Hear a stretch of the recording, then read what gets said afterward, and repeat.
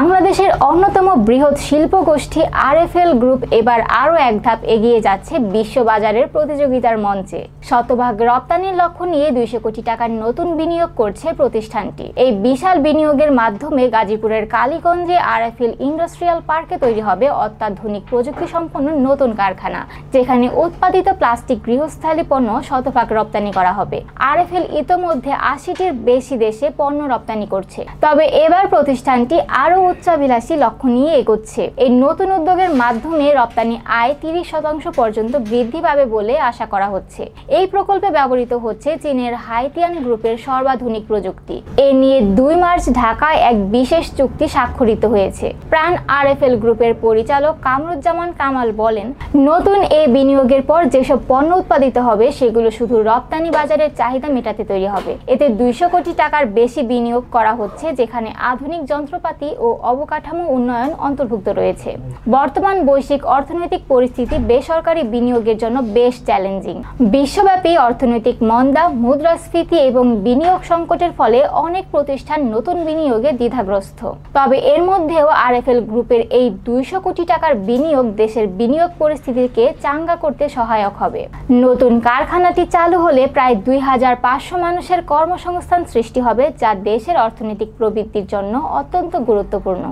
পাশাপাশি এই প্রকল্পের মাধ্যমে বছরে 42 মিলিয়ন মার্কিন ডলার মূল্যের পণ্য উৎপাদন করা সম্ভব হবে, যা জাতীয় রপ্তানি আয়ে গুরুত্বপূর্ণ অবদান রাখবে।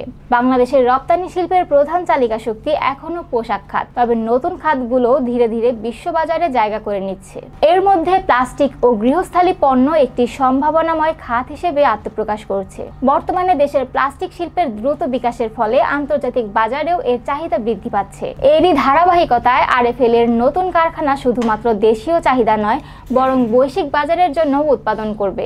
ইতোমধ্যে প্রতিষ্ঠানটি 6 মিলিয়ন মার্কিন ডলারের রপ্তানি অর্ডার পেয়েছে, যা এই খাতে বাংলাদেশের সম্ভাবনাকে আরও দৃঢ় করেছে। বাংলাদেশের অন্যতম বৃহৎ শিল্প প্রতিষ্ঠান হিসেবে আরএফএল গ্রুপ দীর্ঘদিন ধরে গৃহস্থালী পণ্য উৎপাদন ও রপ্তানিতে গুরুত্বপূর্ণ ভূমিকা পালন করছে। 2007 সালে প্রতিষ্ঠানটি প্রথমবারের মতো ভারতে প্লাস্টিক গৃহস্থালী পণ্য রপ্তানি শুরু করে। এরপর থেকে ধীরে ধীরে বিশ্ববাজারে তাদের উপস্থিতি বাড়তে থাকে। বর্তমানে প্রতিষ্ঠানটি 30টি ক্যাটাগরিতে প্রায় 500 ধরনের পণ্য রপ্তানি করছে, যা তাদের ব্যবসার বৈচিত্র্য ও সক্ষমতার পরিচায়ক। আরএফএল এর ধারাবাহিক সাফল্যের প্রতিফলন দেখা যায় 2023-24 অর্থবছরে, যখন তাদের মোট রপ্তানি আয় 100 মিলিয়ন মার্কিন ডলারে পৌঁছেছে। এই সাফল্যের উপর ভিত্তি করে প্রতিষ্ঠানটি এখন আরও বড় পরিসরে রপ্তানি পরিকল্পনা করছে, যা বাংলাদেশকে বিশ্ববাজারে আরও প্রতিযোগিতামূলক অবস্থানে নিয়ে যাবে। যদি এই ভিডিওটি আপনাদের ভালো লেগে থাকে তাহলে অবশ্যই আমাদের চ্যানেল সাবস্ক্রাইব করুন এবং পরবর্তী ভিডিওর জন্য অপেক্ষা করুন। আপনাদের মতামত ও প্রশ্ন আমাদের কমেন্টে জানাতে ভুলবেন না। ধন্যবাদ, আবার দেখা হবে পরবর্তী ভিডিওতে।